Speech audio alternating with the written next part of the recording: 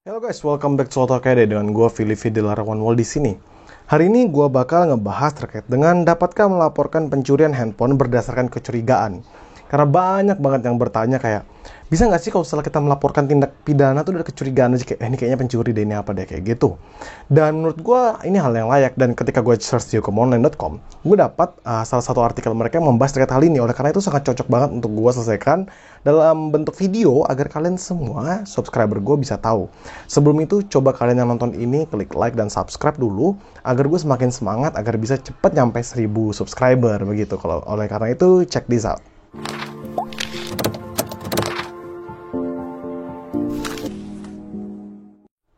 Pertama, melapor terkait dengan kecurigaan itu sebenarnya bisa.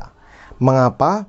Karena memang pelaporan itu dapat dilakukan oleh siapapun selama memang dirinya menduga, mencurigai, atau mengalami dan lain sebagainya terkait suatu tindak pidana yang terjadi di sekitarnya atau dia yang alami itu sendiri.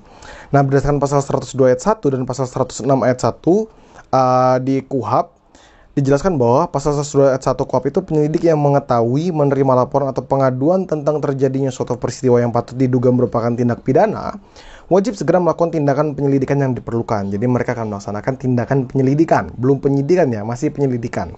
Karena kan masih hal-hal yang bersifatnya laporan semata, saksi-saksi dan lain sebagainya, dan masih butuh untuk didalami lebih lanjut kasusnya. Untuk di pasal 101 ayat 1, penyidik yang mengetahui, menerima laporan atau pengaduan tentang terjadinya suatu peristiwa yang patut diduga merupakan tindak pidana, wajib segera melakukan tindakan penyidikan yang diperlukan.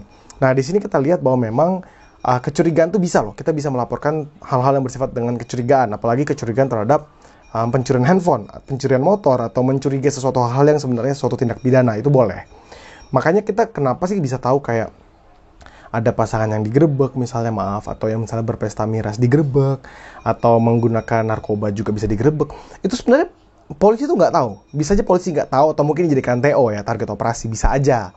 Tapi kebanyakan kasus yang terjadi di Indonesia itu dilaporkan. Misalnya tetangga sebelah ngerasa ini kayak ada yang aneh nih, mereka berkumpul terus menerus, mabuk-mabukan dan lain sebagainya, terus kayaknya masih di bawah umur, masih nggak, ya intinya masih kena pidana lah mereka, kayak nggak layak, mereka belum dewasa dan lain sebagainya, bisa dilaporkan. Nah, itu kan pengaduan mereka mencurigai, itu bisa untuk melaporkannya. Nah, nantinya akan dilakukan penyelidikan, yaitu serangkaian tindakan penyelidik untuk mencari dan menemukan suatu peristiwa yang diduga sebagai tindak pidana guna menentukan dapat atau tidaknya dilakukan penyidikan menurut cara yang diatur dalam KUHP. Jadi memang terkait penyelidikan dan penyidikan ini mereka diatur semua di acara pidana, Kitab Undang-Undang Hukum Acara Pidana itu. Nah, setelah dilakukan penyelidikan, selanjutnya dilanjutkan dengan penyidikan atau serangkaian tindakan penyidik dalam hal dan menurut cara yang diatur dalam KUHP untuk mencari serta mengumpulkan bukti yang dengan bukti itu membuat terang tentang tindak pidana yang terjadi dan guna menemukan tersangkanya. Jadi memang cukup panjang ya, cukup panjang sebenarnya penyelidikan itu. Dan gue udah bahas kok untuk kalian yang mau melaporkan terus pengen dapat peninjauan lebih lanjut, itu kan bisa tonton video-video gue yang lainnya. Itu gue udah bahas banget terkait dengan bagaimana kita bisa follow up terus menerus kayak gitu. Nah, lalu lanjut ya, kalau ternyata tadi yang mencurigai adalah kita sendiri, misalnya gue ngerasa dia ini pencuri handphone gue, apakah gue bisa melaporkan? Bisa. Nah, sebelum kita lanjutin lagi, kita perlu tahu adanya asas unus testis nullus testis. Itu adalah asas di mana satu saksi itu bukanlah saksi. Itu ada di pasal 185 ayat 2 KUHP, yaitu keterangan seorang saksi saja tidak cukup untuk membuktikan bahwa terdakwa bersalah terhadap perbuatan yang didakwakan kepadanya. Jadi memang dibutuhkan setidak-tidaknya untuk membantu penyidik itu 2 atau lebih saksi yang memang merasa melihat kejadian tersebut. Apakah harus saksi kunci atau tidak? Tidak perlu. Setidaknya orang-orang yang bisa memberikan keterangan tambahan-tambahan, misalnya, oke, saya tadi lihat Pak, A dan B memang masih ada di ruangan, dan si Filipi misalnya meninggalkan HP-nya di situ untuk di-charge terlebih dahulu. Saya melihat hal tersebut. Itu bisa dijadikan saksi dan memang mengerucutkan kepada orang-orang tertentu yang dapat dijadikan tersangka atau didakwakan terlebih dahulu atas tindakan pencurian tadi. Nah, kalau misalnya kita perlu tahu adalah kita perlu juga melihat terkait dengan bukti-bukti gitu. Alat bukti yang sah itu apa aja? Alat bukti yang sah itu adalah keterangan saksi, keterangan ahli, surat petunjuk, dan keterangan terdakwa. Yang dimaksud saksi dalam pasal 1 angka 26 maupun pasal 184 ayat 1 huruf A di KUHP ialah Saksi adalah orang yang dapat memberikan keterangan dalam rangka penyidikan, penuntutan, dan peradilan suatu tindak pidana yang tidak selalu ia dengar sendiri, ia lihat sendiri, dan ia alami sendiri. Sehingga nantinya unus testis atau asas tadi itu tentu harus dipahami sejalan dengan bahwa keterangan saksi itu ialah apa yang saksi nyatakan di sidang pengadilan. Berarti jika memang cuma gua dan teman gue yang dicurigai sebagai pelaku tindak pidana, kita tetap bisa meminta kepada teman gue tadi untuk menjadi saksi dan keterangannya tadi itu dinyatakan di persidangan. Karena setiap gerak-gerik dari pelaku, misalnya kita udah mencurigai seseorang, itu dapat dijadikan patut dicurigai, dapat dijadikan suatu tindakan yang dicurigai oleh kita.